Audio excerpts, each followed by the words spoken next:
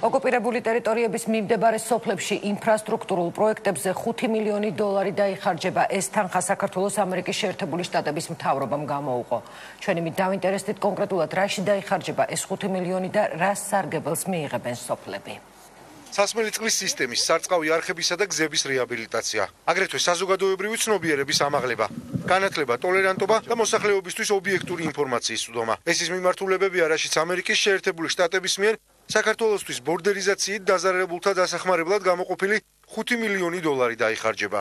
კიდევ ერთი მნიშვნელოვანი მიმართულება, რომელიც ამ დახმარებაში გამოიყო თეთრი სახლის მიერ, არის ასევე ინფორმაციის ხელმისაწვდომობის ზრდა ოკუპირებულ ტერიტორიებზე მაცხოვრებლებისათვის, რაც განსაკუთრებით ამ პირობებში, როდესაც არის საკმაოდ ინფორმაციულად დახურული სივრცე, ან არის ცალმხრივი ინფორმაცია, რაც მიეწოდება ამ ადამიანებს, ძალიან მნიშვნელოვანი გახლავთ. საოკუპაციო ზოლის მიმდებარედ ეკონომიკური და ინფრასტრუქტურული პროექტების განხორციელება მთავრობამ ერთ-ერთ პრიორიტეტად დაისახა. სახელმწიფოს მხრიდან აფხაზეთისა და ცხინვალის რეგიონის გამყოფი ხაზის მიმდებარე სოფლებში რამდენიმე ინფრასტრუქტურული პროექტი უკვე განხორციელდა. შეიქმნა სპეციალური კომისია, რომელმაც დასახმარებლად დონორ ორგანიზაციებს მიმართა. ამ კომისიის ფარგლებში ერთის მხრივ სახელმწიფომ უკვე გადადგა ნაბიჯები, მეორეს მხრივ დაგეგმილია სხვადასხვა პროექტის განხორციელება, რაც ამ ადამიანებს შეუმსუბუქებს ყოფას და მესამე მიმართულება ეს არის დონორებთან მუშაობა, რომელიც ჩვენ უკვე რამდენიმე თვეა წამოვიწყეთ. ოკუპირებული აფხაზეთისა და ცხინვალის რეგიონის გამყოფი ხაზის მიმდებარე სოფლებში ამ ეტაპისთვის 40-მდე ინფრასტრუქტურული პროექტია დაგეგმილი, რომელიც დაახლოებით 4000-მდე ოჯახს შეეხება.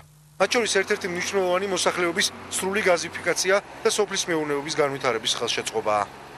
დაუბარია როგორც ინფრასტრუქტურულ პროექტებზე, ასევე იმაზე, რომ ხელი შეეწყოს სოფლის მეურნეობას ადგილზე, ხელი შეეწყოს მცირე ბიზნესს, რათა გარკვეული შემოსავლების გენერირება მოხდეს და ეს პროგრამები იყოს არა მხოლოდ დახმარება, რა თქვა, სოციალურ პრობლემებს გააჯრას, არამედ გაიზარდოს ეკონომიკური აქტიურობა ადგილებზე. გამყოფ ზოლთან მიმდებარე სოფლების მოსახლეობის დასახმარებლად დამატებითი დახმარების გამოყოფის შესახებ განცხადება ამერიკის შეერთებული შტატების ვიცე-პრეზიდენტმა ჯო ბაიდენმა 7 ივნისს პრეზიდენტ გიორგი მარგველაშვილთან შეხვედრისას გააკეთა. ამერიკის შეერთებული შტატები მხარს უჭერს საქართველოს გააძლიეროს უსაფრთხოება და წინააღმდეგეს გარეზე წოლას. ამ მიზნების მხარდასაჭერად ამერიკის შეერთებული შტატები საქართველოს დამატებით 5 მილიონი დოლარის ოდენობის დახმარებას გაუწევს. ამ თანხით კი დაეხმარებიან იმ პირებს, რომლებიც რუსეთის მიერ საქართველოს ოკუპირებულ ტერიტორიებთან ბორდერიზაციისას დაზარალდნენ. თანხა ასევე მოხმარდება დამოუკიდებელი ინფორმაციაზე ხელმისაწვდომობის გაზრდას, ეროვნული ერთობის ხელშეწყობას, სამართლებრივი ინსტიტუტების რეფორმის გაძლიერებას.